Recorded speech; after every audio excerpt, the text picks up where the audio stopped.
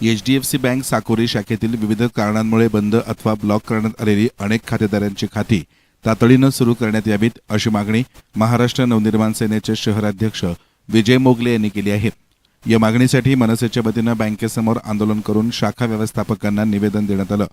या निवेदनात म्हटलं आहे की HDFC बँकेमध्ये खाते असलेल्या अनेक नागरिकांची खाती जास्त ट्रान्झॅक्शन झाल्याचे कारण देत ब्लॉक करण्यात आली आहेत। यामध्ये महिला, शेतकरी, सर्वसामान्य कुटुंबातील व्यक्ती तसेच मोलमजुरी करून उदरनिर्वाह करणाऱ्या नागरिकांचा समावेश आहे। खातं ब्लॉक झाल्यामुळे संबंधित ग्राहकांना त्यांच्यात स्वतःच्या खात्यातील पैशांचा वापर करता येत नसल्यानं त्यांना आर्थिक अडचणींचा सामना करावा लागत आहे। खात्यात पैसे असूनही ते काढता येत नसल्यानं अनेक ग्राहकांचे दैनंदिन व्यवहार, व्यवसाय तसेच कौटुंबिक गरजा प्रभावित झाल्या आहेत। खाते सुरू करण्यासाठी ग्राहकांना वारंवार बँकेत हेलपाटे मारावे लागत असल्याची तक्रारही निवेदनात करण्यात आली आहे। दरम्यान काही खातेदारांना खाते सुरू करण्यासाठी ITR रिटर्न भरल्याची कागदपत्र सादर करण्यास सांगितलं जात आहे। ही कागदपत्र मिळवण्यासाठी संबंधित ग्राहकांना 3 ते 4 हजार रुपयांपर्यंत खर्च येत असल्याने सर्वसामान्य खातेदारांवर अतिरिक्त आर्थिक भार पडतोय। त्यामुळे बँकेच्या या कार्यपद्धतीबाबत ग्रामस्थांमध्ये तीव्र नाराजी निर्माण झाली असल्याचं मनसेनं म्हटलंय। खाते सुरू करण्यासाठी KYC आवश्यक कागदपत्र अथवा अन्य कोणतीही कायदेशीर पूर्तता आवश्यक असल्यास ती ग्राहकांकडून नियमानुसार करून घेऊन त्यांची खाती तातडीनं सुरू करण्यात यावीत। तसेच ज्या ग्राहकांना HDFC बँकेचे खाते ठेवायचे नाही अशा ग्राहकांची खाती नियमानुसार बंद करून खात्यातील रक्कम त्यांना परत मिळवून द्यावी अशीही मागणी करण्यात आली आहे। विश्वास ठेवून अकाउंट उघडले, बँकेने मोठमोठे आमिष नागरिकांना आधी दाखवले, पॉलिसीच्या माध्यमातून दाखवले। HDFC बँक या अकाउंट उघडण्याकरता नागरिकांकडून अकाउंट बॅलन्स 2,500 रुपये, दुसरं अकाउंट 5,000 रुपये, करंट अकाउंट 10,000 रुपये। जर तुम्ही तुमच्या अकाउंटमध्ये 2,500 रुपयाचं जर अकाउंट खोललं, त्याचं लिमिट कमी आहे, पण अकाउंट खोलताना त्या ग्राहकाला सांगायला पाहिजे का तुमचं लिमिट वाढून घ्या, 5,000 रुपयेचं अकाउंट उघडा। तो नागरिक उघडतो, त्याला सांगितलं जातं की बा तू ते 5,000 रुपये लगेच काढून घे। काढून घेतल्यानंतर त्याला जे काही होड लावण्याचा प्रयत्न त्यांच्याकडून होतो, त्याचा जो काही चार्जेस आहेत ते आहेत। ही बँक नसून हे फायनान्स आहेत, फायनान्सच्या माध्यमातून चाललेलं आहे। बँकेच्या नावाखाली ही प्रायव्हेट बँक आहेत।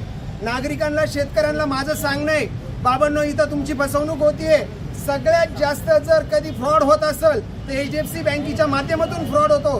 अनेक वेगवेगळे फोन येतात, फोनच्या माध्यमातून तुमचे फ्रॉड होतात आणि साहेब सांगतात का फ्रॉड अकाउंट आम्ही चालू करायला आलो। साहेब आम्हाला तुम्हाला सांगायचंय का जे शेतकऱ्यांचे अकाउंट बंद झालेले आहेत, तर मी काल पोलीस स्टेशनला चर्चा करत असताना 2 पोलीस कॉन्स्टेबल त्यांचं तुम्ही पॅन कार्ड देऊ शकत नाही, पोलीस कर्मचाऱ्यांचं, आणि ज्या माझ्या माता भगिनी होमगार्ड आहे त्यांचाही पगार अकाउंट त्याच्यावर येत असतो, त्यांना पगार ATMनी काढता येतो। तुम्ही त्यांचे फोनपेचे अकाउंट ब्लॉक केलेले आहेत, ते सुद्धा अकाउंट चालू झाले पाहिजे। नागरिकांच्या समस्या काय, नागरिकांचं म्हणणं काय का भाऊ आमचे जे अकाउंट आहेत तर गरीब शेतकरी कुटुंबातले माझ्याबरोबर काही ग्राहक आलेले HDFC बँकेचे त्यांचे अकाउंट ब्लॉक केलेले आहेत। त्यांचे अकाउंट ब्लॉक केल्यानंतर त्यांना सांगण्यात येतं अकाउंट जर चालू करायचं असेल तर तुम्ही ITR भरा। ITR भरायचा कसा, जर त्याच्याकडे तेवढं उत्पन्नच नाहीये। ITR भरायचा म्हणजे कोण भरू शकतो, ज्याचा लाखो रुपयाचा उलाढ आले, ट्रान्झॅक्शन कोणाचा होत नाही। आज माणुसकीच्या नात्याने आपल्याला व्यवहार करावा लागतो, आपण माणुसकीच्या नात्याने पैसे एकमेकाला देतो घेतो। ट्रान्झॅक्शन जास्त झाले, ट्रान्झॅक्शन झाल्यानंतर तुम्ही त्याचा अकाउंट ब्लॉक करताय। ब्लॉक केल्यानंतर तो तुमची जी काही कागदपत्राची पूर्तता आहे तो द्यायला तयार आहे, तुम्ही त्याला चक्र मारायला लावता वारंवार। आज आहे उद्या ह्याच्याकडे काम आहे, माझ्याकडे नाही, त्याच्याकडे नाही। अरे मग इथं कामाला आहे कोण, इथं मनुष्यबळ वाढवलं पाहिजे। तुम्ही व्हिजिट घेताय, शेतकऱ्याच्या गाईच्या गोठ्यावर जातात, याचे फोटो घेऊन राहिले, बरं ठीक आहे तो तुमच्या सिस्टीमचा भाग आहे, होय आम्ही द्यायला तयार आहोत। पण त्या शेतकऱ्यांनी ITR भरायचा कसा, शेतकऱ्याला GST लावायची का, शेतकऱ्याच्या पाठीमागं लावायचं। याच्यामध्ये सरकारला हाताशी धरून, या बँके अशा छोट्या बँकेला हाताशी धरून लाडक्या बहिणींचे पैसे बंद करायचा हा एक मार्ग आहे। ज्याचा ITR चालू झाला त्यांचे पैसे बंद होतात, घराघरात भांडणं लागून राहिले। जर खऱ्या अर्थाने जर यांनी हे जर प्रश्न लवकरात लवकर सॉल्व्ह जर नाही केले तर मनसे फक्त आता निवेदन द्यायला आलेली आहे।